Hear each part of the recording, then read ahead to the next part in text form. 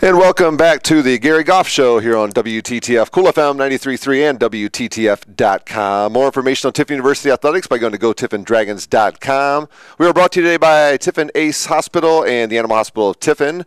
Now, Coach, let's take a look at your schedule coming up. You know, it's hard to believe that, well, it's not that hard to believe that Saturday we get going. I mean, as much practice you guys have put in, your two-a-days and everything in camp, kids, I'm sure, chomping at the bit to be hitting that, you know, that's a cliche, I guess. You know, you want to hit that other helmet, right. Stick it here, hitting your own. But McKendree University to start off the season, a school from out in Illinois coming for a 1:30 kickoff this Saturday. Yeah, it's funny you say that. We just got out of practice, and, you know, the guys are excited. Game week, they're chanting and everything. Well, you know, like I said, I had to calm them back down. And but, you know, since November, into November is when we started preparing for basically this weekend. Yeah, for sure. You know, and so when I brought that up to them, you saw a lot of them sit there and say, you know, wow, it's been a long time. And it has. So we are excited about this weekend. We're ready to play. Our first opponent is McKendree University, which is located just outside of St. Louis, Missouri, Lebanon, Missouri.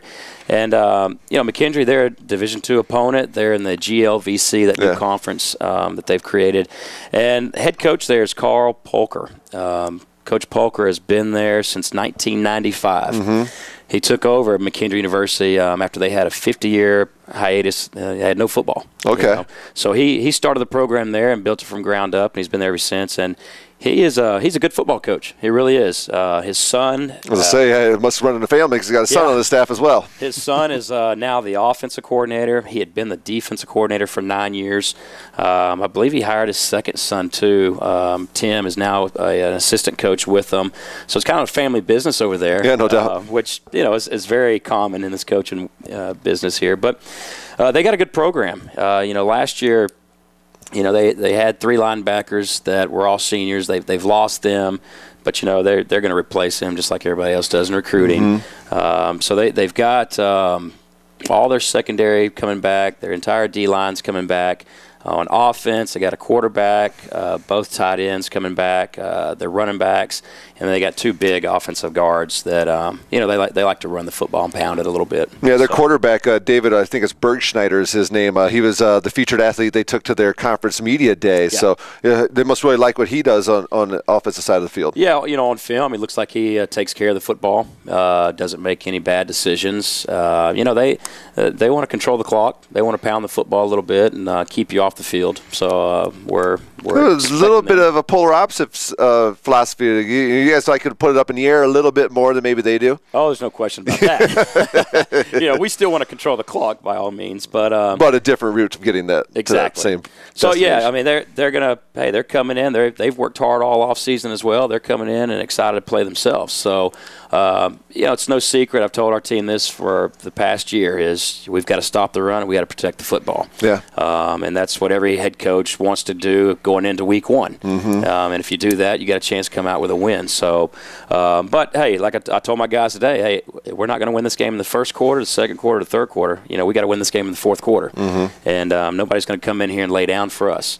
So we expect a dogfight, no doubt. It's as we said, it's a 1:30 kickoff here at Frost County Stadium in Tiffin for the Tiffin University Dragons. Game 1 of the 2012 campaign against McKendree University. You know, you don't want to look too far ahead as a coach. I mean, you want to keep everything right there in front of you. You know, the McKendree's who we're playing. That's who we're thinking about. You know, this and that. But you know, let's take a look at the schedule. You know, a little bit here as we're previewing the football season pretty much this year. Week 2. The long bus trip, where we had way up north to Michigan Tech. That's even a little bit farther than northern Michigan that we went to last year. So, you know, personally, I like getting that one out of the way early so we don't have to worry about the weather as much. Well, you know, I've been told, hey, Coach, you're lucky it's September the 8th. There won't be any snow. But then I've also heard other people say, oh, Coach, they get snow in September. So I don't know. But no, we second. You know, actually, the first GLIAC game, second game this season is Michigan Tech, and that is, I guess, what you call the upper P. Yes, for sure. For sure. It is on the very tip, and yeah, it's I think about a 12-hour bus ride. We will leave on a Thursday night for that trip, so that way we drive through the night, get there, check in Friday. You know, let the guys get out their legs some, have a nice big brunch, and then we'll have walkthroughs Friday afternoon. And that way, hopefully, by being up there all day Friday, we get rested, we get our legs back under us from that long trip, and then we're ready to go Saturday morning. But hey, Michigan Tech, they were ranked last year. Yeah. They're not in the top 25 preseason, but they're in the others receiving votes. They are receiving votes. Yes, and they're preseason in the GLIAC coaches poll. They're 5th in the North Division. That division has Grand Valley State at the top, followed by Wayne State, who you talk about their murderer's row schedule. They played for the national championship game last year. Hillsdale, Saginaw Valley State, and then, as we said, Michigan Tech, followed by Ferris State, Northern Michigan, and Northwood. Right. So, I mean, Michigan Tech's no slouch now. So I've been told that at home, they are really, really good. Obviously, they play smash mouth football. But the good news about us going to that game, we will have a game under our belt. Yeah. They won't. Yes, I remember we spoke about that in the past. Yeah. I mean, how big of an advantage will that be for your kids? Well, I think it all depends on how we play Saturday, to be honest with you. Yeah, that's true. If we come out with some momentum Saturday and we're going up there, I think it's a big advantage for us. We've got the first game jitters out of our system and, hopefully work some kinks out and going up there. And now, we're their first game. So it's going to be the first time they go against live action and that kind of speed. So, I think it's an advantage, most definitely. But same thing. You got to go up there and handle business, take care of the football. And, stop the run. Because I've been told they've got tree trunks for offense. Oh, I'm sure they do. I'm sure they do. Up there, it gets kind of cold in the winter. They probably hunker down and eat like crazy and lift weights and keep themselves busy. Well, after that, you got a couple home games, Grand Valley, and then after that, you got Northwood for homecoming. Yeah. We're back home against Grand Valley, which everybody knows who Grand Valley is, and homecoming after that, Northwood, it's always a special time. Exactly. Homecoming will be a lot of fun. We're trying to get a lot of alum back and a lot of people back on campus to see our indoor facility, to see the new buildings on campus. Heard about some fun stuff that's being planned by the university earlier today in the meeting I had for that day, too. Oh, did you? Good. Yeah, so it'll be a really neat time before the game, during the game, and after that weekend. Yeah, I think it will. I mean, homecoming is always a special event, but, I've been shocked at how many people come back, hadn't been here for maybe 3 years, and are blown away by what we have on campus. And, I've been here since we've had this, since I'm new, so it's, I can't believe how shocked they are just after 3 years being away. Yeah. But, a lot of new buildings, new dorms, the indoor facility, obviously, is what everybody's coming back to see. So Northwood is homecoming. We'll have a lot of fun there.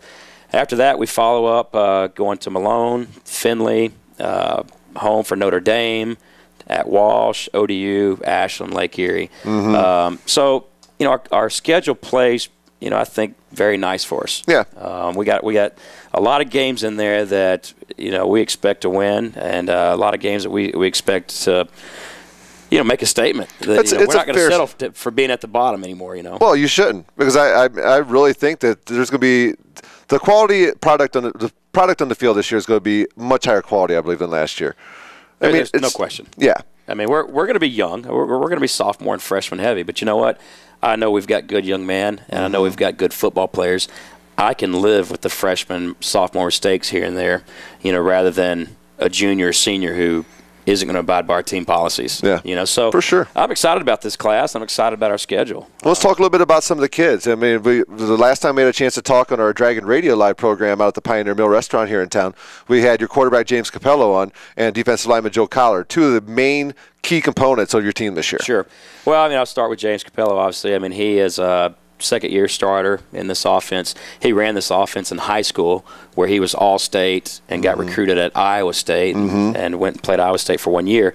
So he's a tremendous athlete. The second year in the offense is, it's kind of like you got a coordinator on the field sometimes. Yeah, for sure. It's kind of like Peyton Manning. Watching Peyton Manning call plays, Yeah. James knows what plays to get in and out of by what the defense is showing us. Well, it's huge. Oh, my Absolutely gosh. huge. And having somebody out there at the quarterback position who your teammates really can trust makes a big difference in the world, too. Definitely.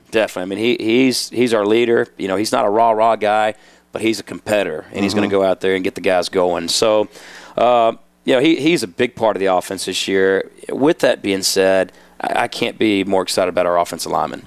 Good. That was an area you need a lot of improvement from last year. Oh, gosh. We had nowhere near the depth we've got in offensive linemen right now. And, again, hey, they're going to be young guys, but that's okay. They're big and strong. They're picking up everything very nicely. They'll be tested. They'll be tested to see if they can pick the blitz up and run block for us. But I'm excited about them because we've got depth there, and that's one area. I don't care if you're running the football 80 times a game or you throw the football 80 times a game. If you don't have those guys up front, doesn't matter. Yeah, absolutely. And here quickly, Coach, before we take another break, touch a little bit on the defensive side of the ball. Collard's a big guy there. He's got a big mean streak in him, too, on the defensive line, but he's got some help in the defensive backfield and at the linebacker He core, does. too. We got a lot of depth in the secondary this year as well. I already talked about Antonio Etter and Brandon Person. We got another gentleman that's transferred to us, Tim Lewis, who is very physical and a great corner.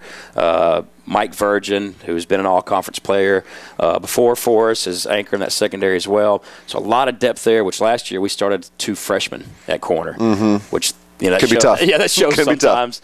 And then up front, obviously Joe Collard. We signed 7 linebackers this year because we needed depth there. We already talked about Pribble. We've got a couple freshmen that have really come out of camp showing that they're going to get a lot of playing time in that position, and I'm okay with that. Well, best player on the field, right? Exactly.